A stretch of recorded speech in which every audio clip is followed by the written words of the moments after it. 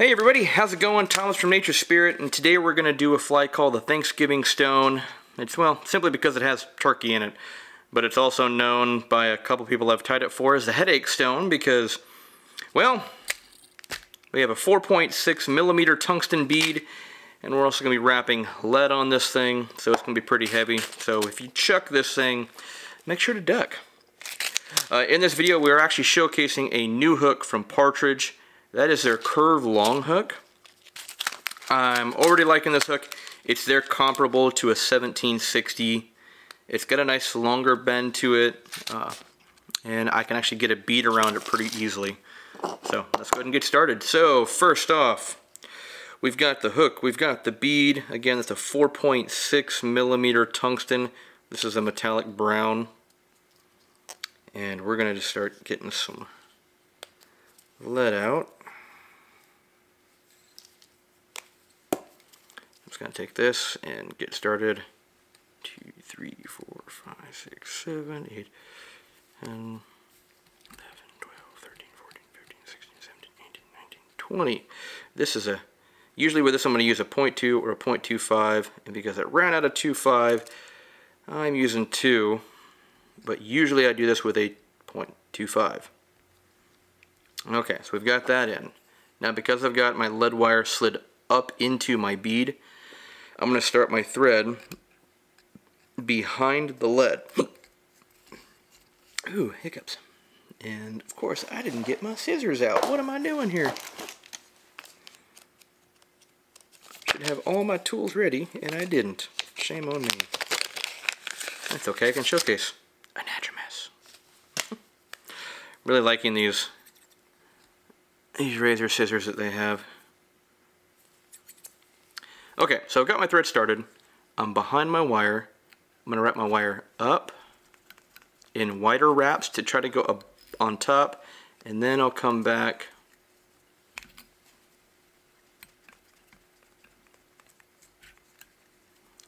and go back up. Let's put those down. I'm not cutting anything, I'm just wrapping. If you've got a fast spinning Norvise, this is really easy to do because that would already be done. But what we want to do is we want to make sure we're covering the gaps in the lead. One thing you can do also is use a thicker denier. I'm using 150 denier Lagarten, but using a 210 denier or a 3/0 thread for this makes this a lot faster, and use up a lot less thread. So we have that started. Okay, I'm going to come back to where I want my tail to be, which is going to be right about behind the barb. There we go. And then I'm going to come back up to the front. Okay, so my lead wire is covered. Whoop, don't want to do that. Perfect. Next, I'm going to take a premium long marabou plume, and I'm going to cut it into a couple pieces. Get the tip out of there. Boop. And I'm going to come in and I'm going to cut 2 pieces.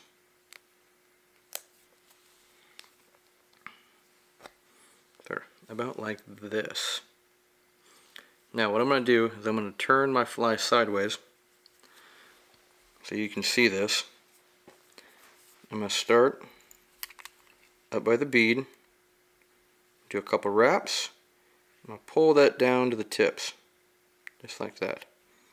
And I'm going to wrap on the side down the hook, almost all the way to the tail. Then I'm going to bring my thread back up to the front and tie it down like that. Go down and just keep it on the side. Now what we're doing here is we're actually going to be building a taper to the body and making it appear more flat like a true stonefly. Now I'm not going to go all the way up to the bead because I don't want to overcrowd the bead. I am going to trim off those excess tips. Here we go. Now I'm going to come back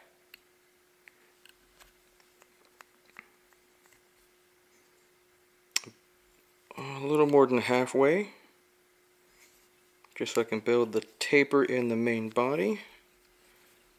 Get that tied off, bring it up, and come forward. Came right there. I'm going to go ahead and trim that off. Then I'm just going to give that a cover. Cover it with thread.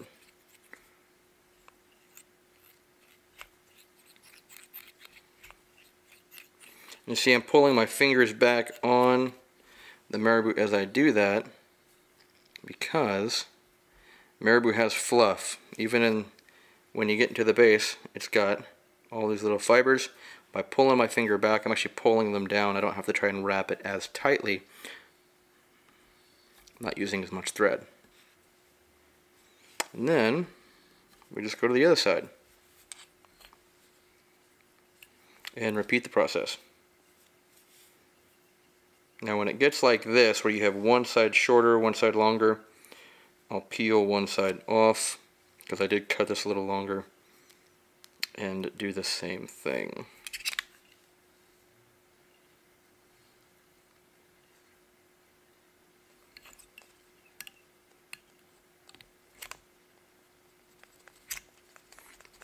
And we'll go back up to the front, fold forward. Get a couple wraps, secure it in place, come back, not all the way back, just to match your other side, secure that edge with a couple wraps, come forward and tie her off.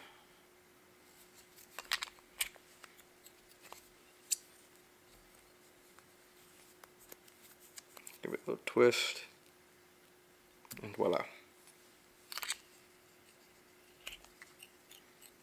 And we'll do the same thing. We'll pull the fibers back, and then we're not having to do such a tight enclosing wrap. So, just like that, we're already creating a body profile that's flatter.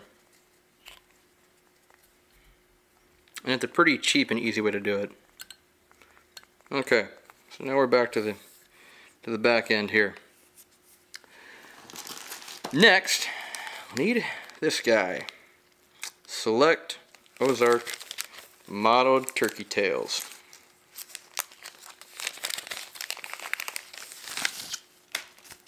Okay, as you can tell, I've been using this one.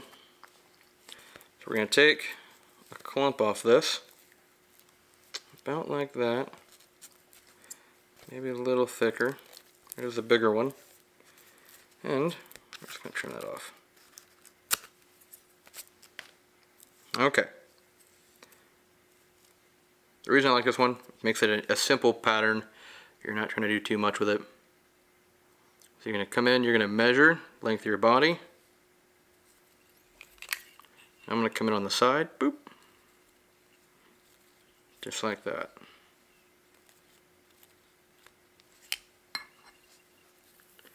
And then, to tie this off, I'm going to come up the side to then, again, build that side taper.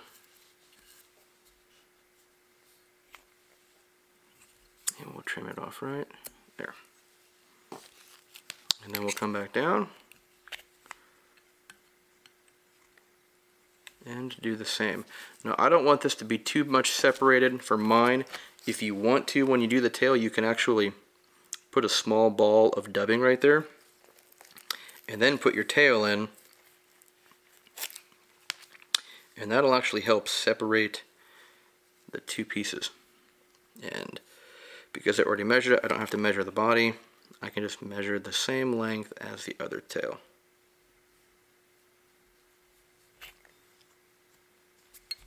And then we're just going to bring it back up the side.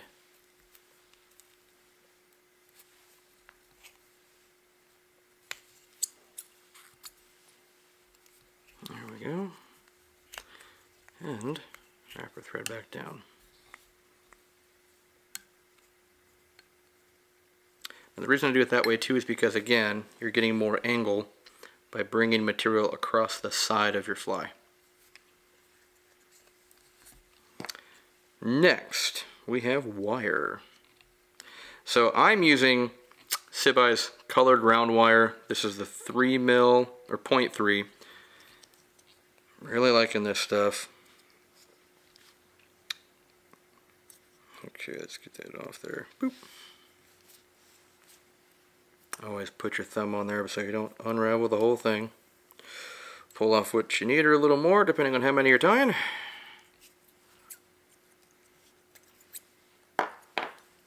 Okay, so I come in to the side and tie that back. There we go. Oh, I made a boo-boo. I bumped the tip of the hook. That happens to us all.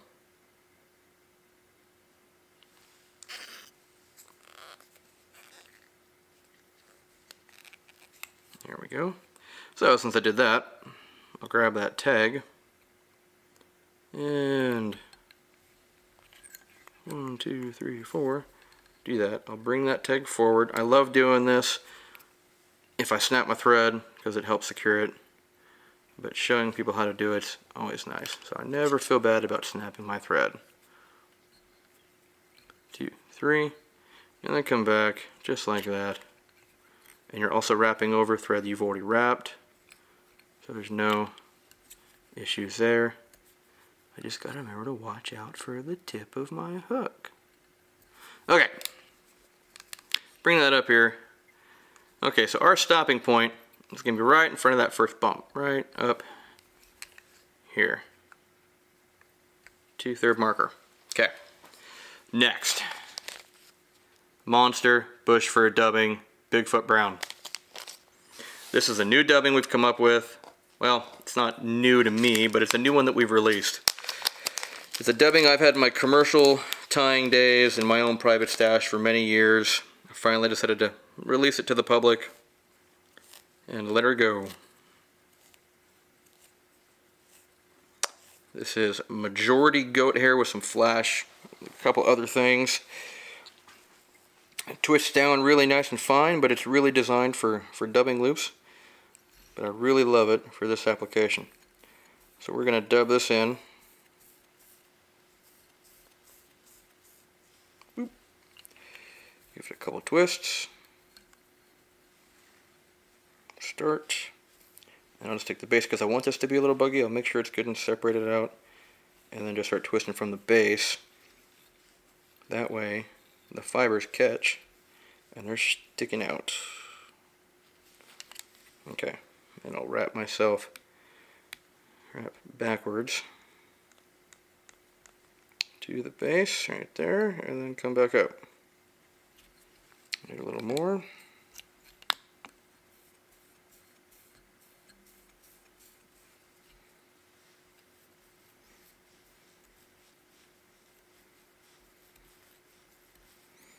Same thing. We'll just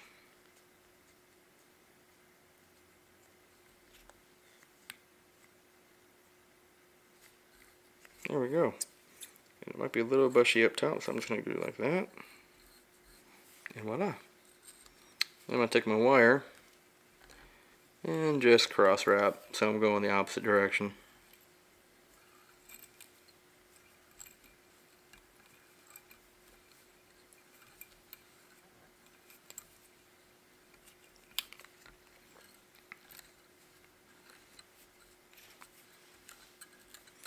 Five, 6, and we'll do the little twist.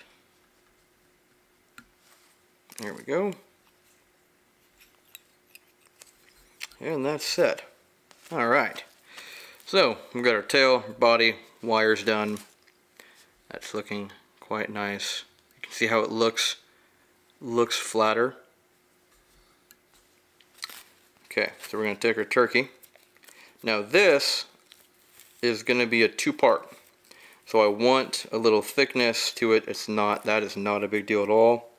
If you cut off too much, you can always go with less. But what I'm literally going to do is use this for the shell, fold it forward, and then use it for legs. So I got all those even. When you tie this in, make sure you're tying upside down. So shiny side up. And we're just going to tie that in, and you can flatten that out a little bit right there. There we go. Tie that in. Boop, just like that. Okay. Then we're going to come in with some more dubbing. Up front, you can do one of two things. You can throw it in a dubbing loop, or just wrap it down and hit it with a brush later.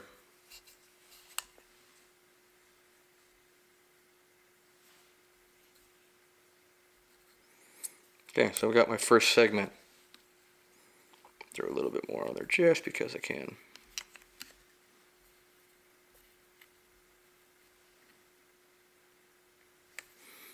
Okay, so here's a trick to doing turkey shell wings. Take your scissors, lay them down, fold it, pull them out and bend, and then push. And from there you can gauge how big of a shell you want.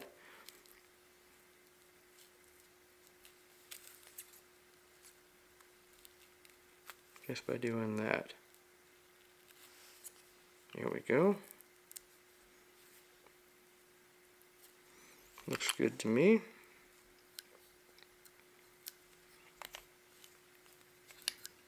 And there you go, just like that. And it actually looks like a folded shell case because you can fit your scissors underneath it. Now what I'm going to do here is I'm going to tie this down, take these, and come to the side just like a pheasant tail. A little bit of length.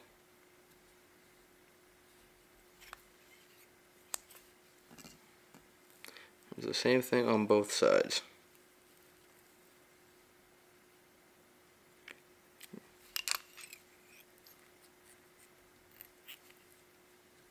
Oop. So it looks just like that. Okay, I'm going to take this, give that a trim. Okay, so there's one segment. Now we're going to come in, do it again.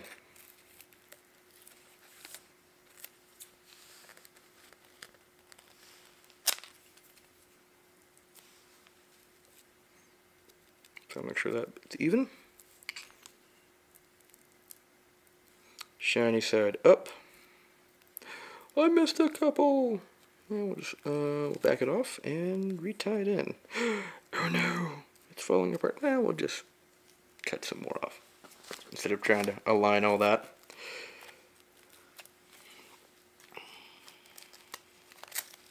If I wasn't shooting a video, I'd sit and align it.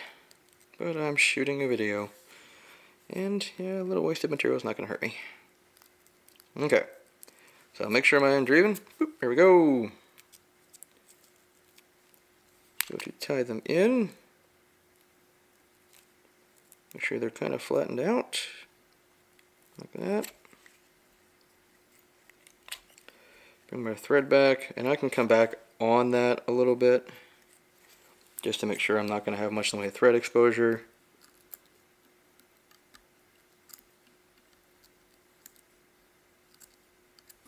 That all trimmed, and then do a little more dubbing because we're building two segments in the body or the thorax.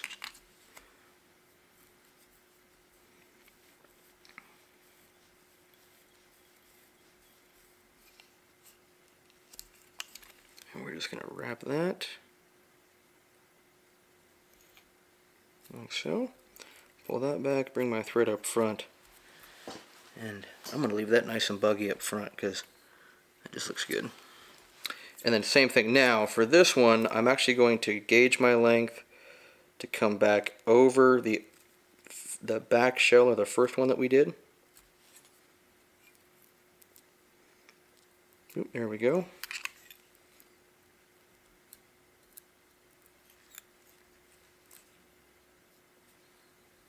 So it looks just like that. Then we're going to do the same thing. Take our legs, come back on the side. 1, 2.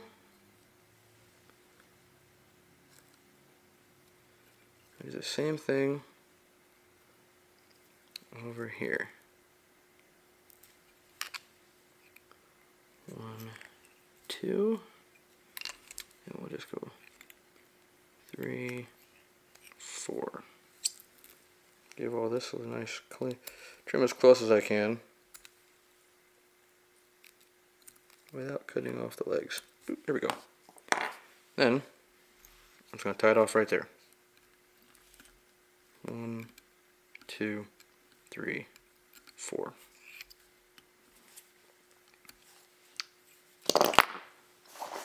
And lastly, I don't think I have it with me. Did I not bring it? How irresponsible of me. Alright, well I don't have my resin with me, but that's the concept of the fly.